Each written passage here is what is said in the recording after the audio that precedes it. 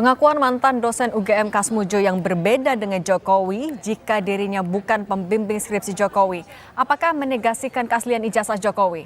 Kita bahas bersama Direktur Eksekutif Lingkar Madani Ray Rangkuti, ada juga Ketum Solidaritas Merah Putih Sylvester Matutina dan Ahli Hukum Pidana Universitas Trisakti Albert Aris. Selamat petang semuanya. Selamat sore. Yang bikin bertanya-tanya adalah 2017 Pak Jokowi memperkenalkan Pak Kasmujo sebagai dosen pembimbing yang galak dan bikin harus perbaikan skripsi berkali-kali.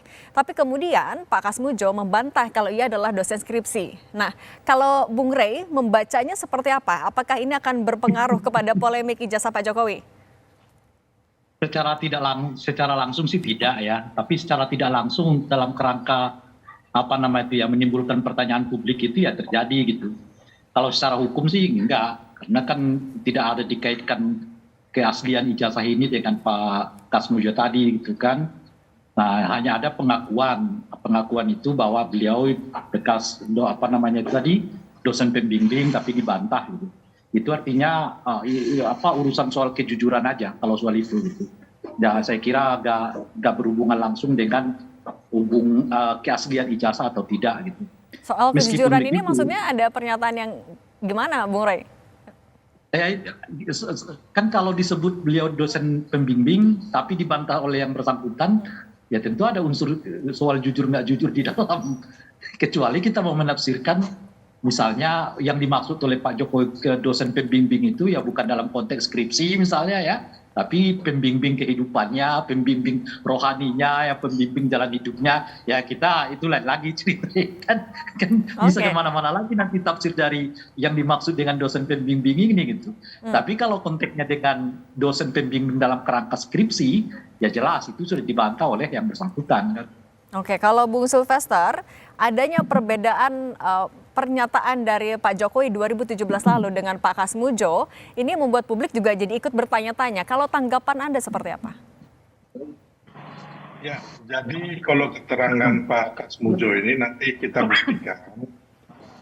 Karena nanti yang bisa membuktikan benar atau tidaknya, apakah sebagai asisten dosen itu bisa menjadi dosen dosen pembimbing Jokowi, ya kan? Nanti kita lihat keterangan dari saksi ini. Tapi intinya bahwa ini semua kan kita masih awal-awal ya, karena alat bukti yang dikumpulkan itu kan banyak, antara lain ya kan keterangan saksi, terus keterangan ahli, terus ada surat atau dokumen petunjuk sama keterangan terdakwa. Belum lagi nanti kalau yang di masalah perdatanya itu masih banyak tuh pengakuan. Oke, Bu Sylvester, mohon maaf kami potong dulu. Bu Sylvester suaranya agak terganggu, mungkin bisa diperbaiki dulu. Dan nanti Bung Albert juga, sebenarnya apakah perbedaan pernyataan ini akan bisa menegasikan keaslian ijazah Pak Jokowi? Tapi jangan dijawab dulu, kita akan gabung lagi Kompas Petang sesaat lagi.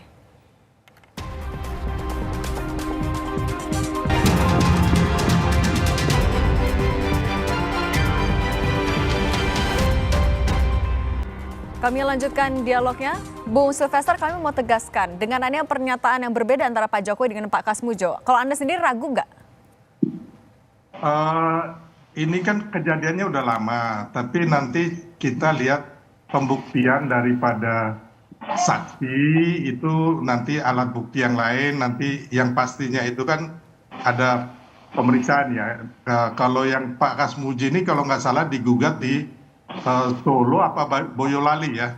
Jadi mungkin nanti di pengadilan lah lebih tepatnya kita bisa mengetahui apakah benar-benar, kalau yang kita lihat bahwa Pak Kasmujo mengakui bahwa beliau adalah dosen dari Pak Jokowi. Hanya apakah dosen pembimbing skripsi atau dosen pembimbing KKN dan lain-lain kita belum tahu ya kan.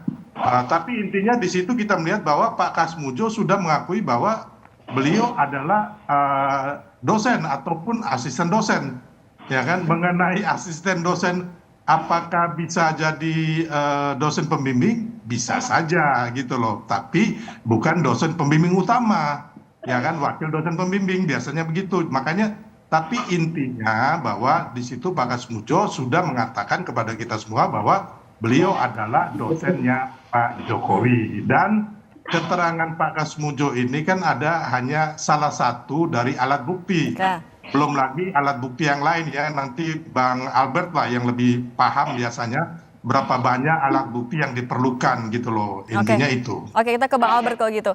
Bang Albert, tapi dengan adanya perbedaan pernyataan ini, apakah dari sudut pandang hukum akan menegasikan keaslian ijazah dari Pak Jokowi? Mas Didi dan seluruh pemirsa Kompas TV, seluruh polemik ini bisa saya jelaskan dengan asas hukum pembuktian.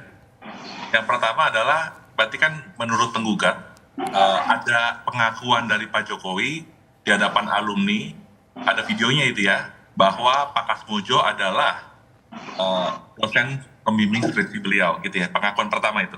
Kemudian pengakuan kedua dari Pak Kasmujo sendiri yang sudah menolak nih, bahwa dia menyatakan bukan merupakan pembimbing skripsi dari Pak Jokowi. Saya mau katakan, menurut pasal 1927 Kitab Undang-Undang Hukum Perdata, suatu pengakuan lisan yang diberikan di luar sidang pengadilan itu nggak bisa digunakan untuk pembuktian, kecuali dalam hal pembuktian dengan saksi-saksi yang diizinkan.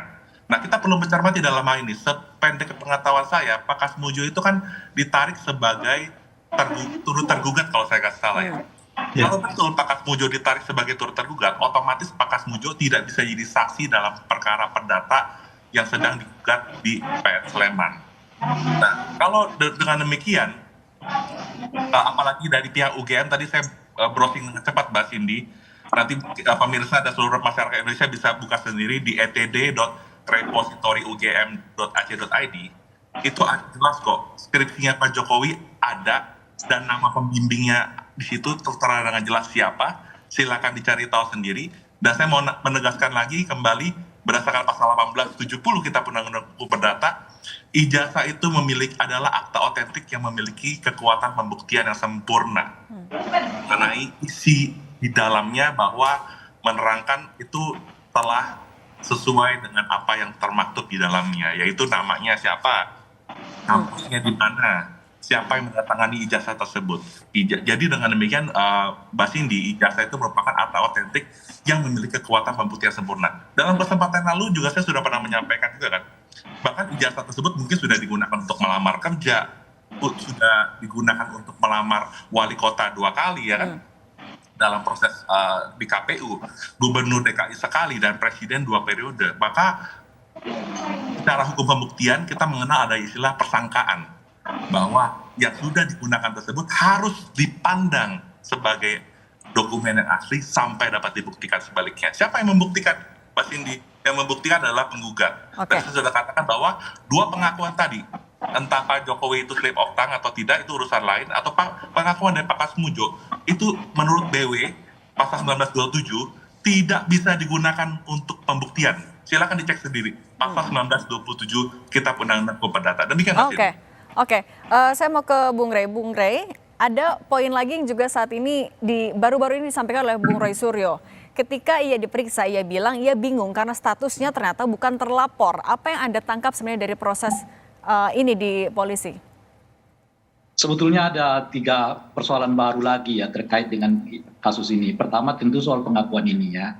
Tadi Bung Albert sudah menjelaskannya, maka kan sebetulnya satu-satunya untuk bisa membuktikan apakah ijazah itu asli atau tidak, bukan dari keterangan A, B, dan C itu, tapi dari bentuk fisiknya secara langsung. Kalau bentuk fisiknya itu bisa diobservasi, bisa dilihat, bisa diyakinkan, selesai nih perkara, gitu loh kira-kira. Mau dibantah bagaimanapun misalnya, atau mau diberi kesaksian 10 kali pun misalnya, kalau ijazahnya ya berkata yang lain, ya pembuktian lisan ya itu dengan sendirinya batal. Yang paling penting itu adalah fisiknya itu gitu. Makanya tadi entah itu kesaksian Pak Kasmujo, kesaksian ini, kesaksian itu, taruhlah misalnya yang menyebut bahwa dia ikut kuliah, ikut ini, enggak terlalu berat jika dibandingkan dengan fisiknya langsung dihadirkan gitu.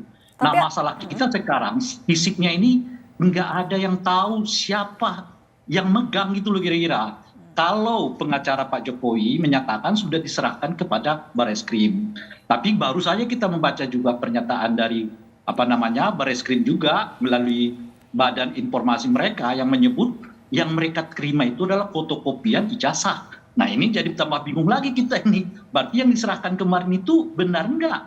fisik ijazah yang dimaksud atau hanya sekedar fotokopian. Kalau kita baca pernyataan yang terakhir ini loh ya, yang menyebut yang mereka terima itu adalah polisi hanya menerima foto ijazah yang dilegalisir gitu. Oke, Bung Rey, tahan dulu. Kita soal Ya. ini kita tanya dulu ke Bang Albert. Bang Albert, kalau yang ternyata diberikan oleh pengacara Pak Jokowi adalah fotokopinya saja, ini tetap sahkah untuk dijadikan alat bukti juga?